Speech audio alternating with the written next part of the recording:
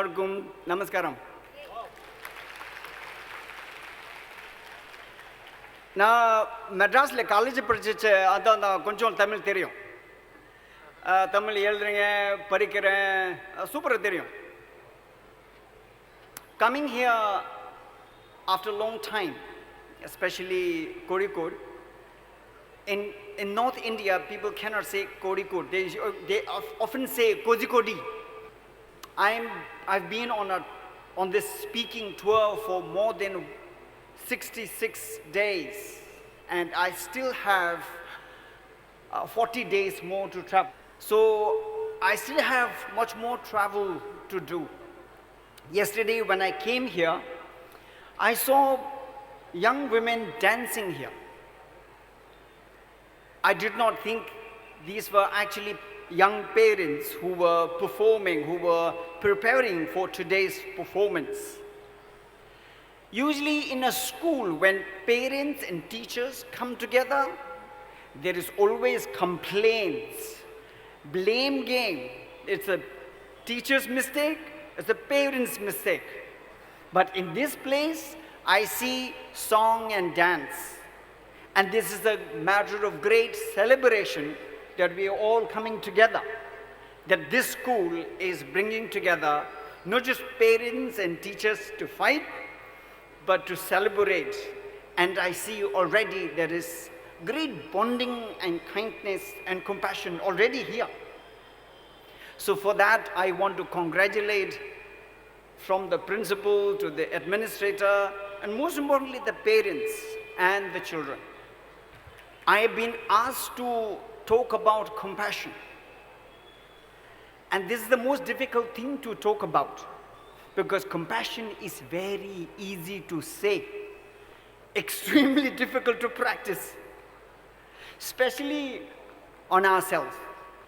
And I am someone who should be the most angriest of all people, because I am a refugee. I am a Tibetan refugee. My country is under Chinese occupation for the past 70 years. And I cannot go back to the country. My parents escaped and came to India. So I should be very angry. Not only that, entire world is trading with China. They are friends with China. China has occupied our country, taking natural resources from Tibet, making cheap made in China products in China, and they're selling to countries around the world. Everybody has benefited at the cost of Tibetans. So you see, I have every reason to be angry. My parents escaped from Tibet. I'm born in India, educated here. But I realized that I don't have a country to go to. I'm not a citizen of this country. I cannot go to Tibet also. In fact, I have no country and have no home. I should be very angry. In fact, among all of us, I should be the angriest person because of all these reasons. But I know that if I get angry and if I act out of anger, I will only destroy myself. Far from doing anything good to Tibet. In Tibetan language, there is a prayer that we very often say about compassion. I will say the prayer in Tibetan, but before that, I'll tell you the translation. The prayer says, compassion is the most courageous and precious of all the thoughts human beings could have. The prayer says, where there is compassion, let it never diminish. And where there is no compassion, let the first seeds of compassion be sown. And the prayer says, may the power of compassion live now and forever. So compassion is the most important of all human thoughts. So in Tibetan language we say this, Chanju Simjo Rinpoche Mage Panam Kejuchi Kewa Nyamba Mepaya khone, khondu, phevash. But very often people mistake compassion for being inactive, useless, and with no power. These are wrong notions of compassion. To be compassionate, you don't need to have a God, Allah or Ram or God or whatever. There is no need to be having a God or a religion. Any human being can practice compassion. As a human being compassionate helps you, your family, and the society you live in. And therefore, today when we talk about compassion, it is not just the idea that this is a very practical use. So starting from my own story, when I have every reason to be angry, I am saying, of course I am angry, but I cannot work out of anger. I can only work out of compassion. Because when I work with compassion, I liberate myself from anger, hatred. In that way, I am forgiving and sparing my enemy also. So in that way, I actually will have no enemies. And practicing compassion helps me to find freedom now. Not only in the promised future, but even now. And in the Tibetan freedom movement, which has been going on for 70 years, it is only the practice and the power of compassion that is surviving, giving us sustainability now, and we also see a hope in the future. Friends, unlike Kerala, my country is beyond the Himalayas. And I'll tell you a very interesting story, a relationship between Kerala and Tibet. All of you know this religious artifacts called Venjamaram. Do you know Venjamaram? Yarume Venjamaram terima?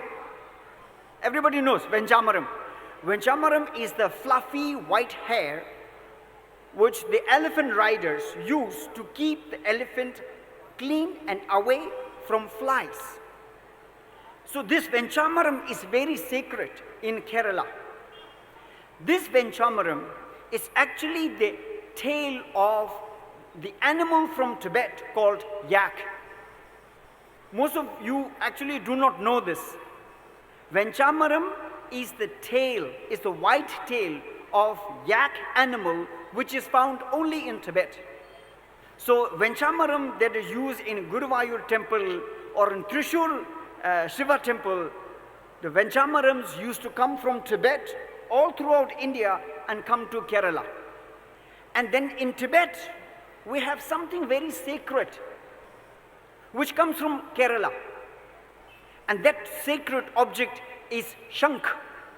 You know the white shank where you blow at time of puja?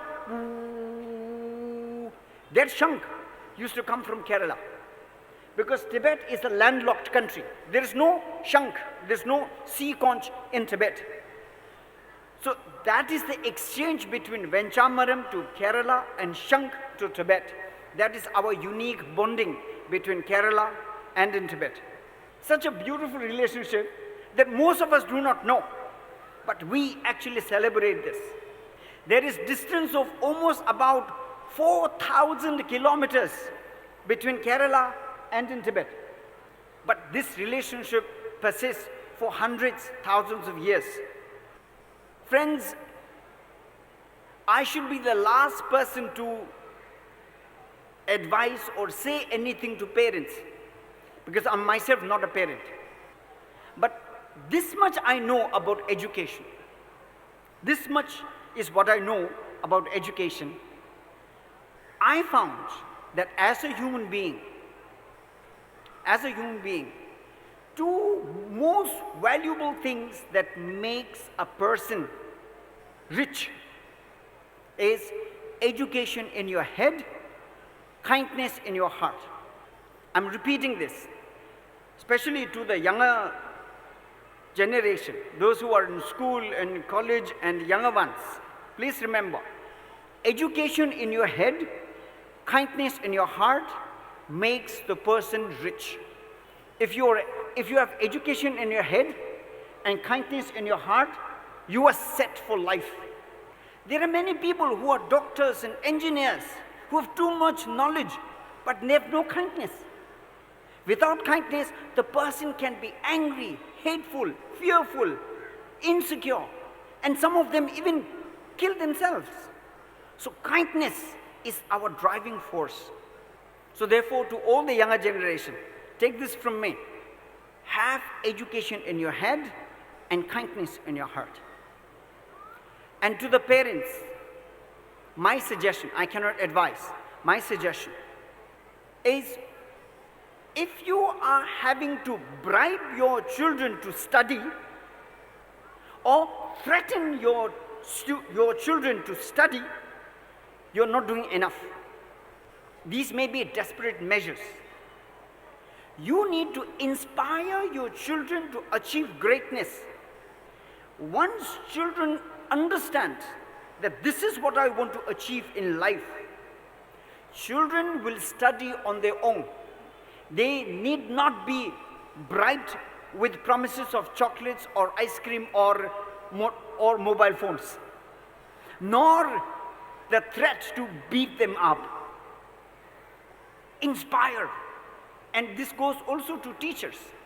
If the teachers and parents are able to inspire children to study, to achieve greatness in their life, children will study on their own.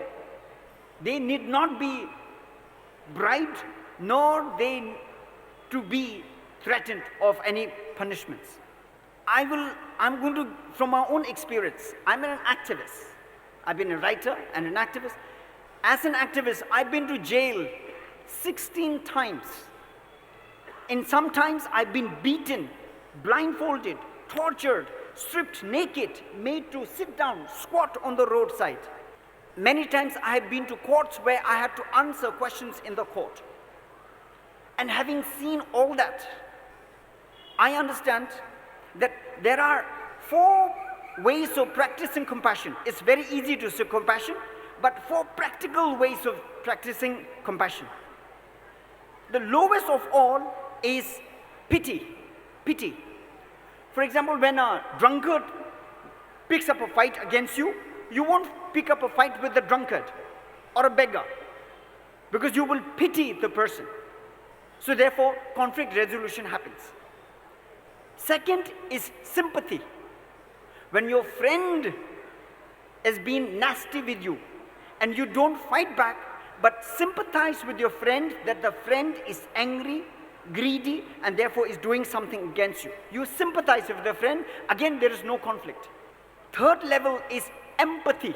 Empathy, where you find that your friend who you have been kind and nice is fighting with you and doing something crazy against you. You not only sympathize with your friend, but you are willing to go out and help your friend even when your friend is doing something terrible to you. Empathy. And the fourth and the last action is compassion, where you are willing to give everything so that you could help your enemy come out of that anger, hatred, and greed. So these are 4 levels of practicing compassion. So with this, I'm able to share a little ideas about practicing compassion, because I myself been through so much, and I shared little things about practicing compassion. And as I'm saying, compassion is easy to say, but extremely difficult to practice. And last, before I come to the conclusion, I want to make a proposal to Kerala. I want to make a proposal to Kerala. My proposal is, because Kerala very often gets a lot of rain, and during the rainy season, much of Kerala is underwater. Climate change is causing the seawater to rise higher. In the next 10-20 years, Kerala may actually come underwater. So my proposal is, help us, help Tibet now, so that when in future, when Tibet becomes free and independent, when Kerala comes underwater, we will take all the Kerala people to Tibet. On the highest mountain in the world, there'll be no flooding. So with this proposal, thank you very much, Father, the administrators, and all the parents, children, giving me this opportunity to speak in front of you. And this is my humble privilege that I'm able to speak in front of all of you. Thank you, everybody. Romba Romba Nandri. Thank you. Namaskaram.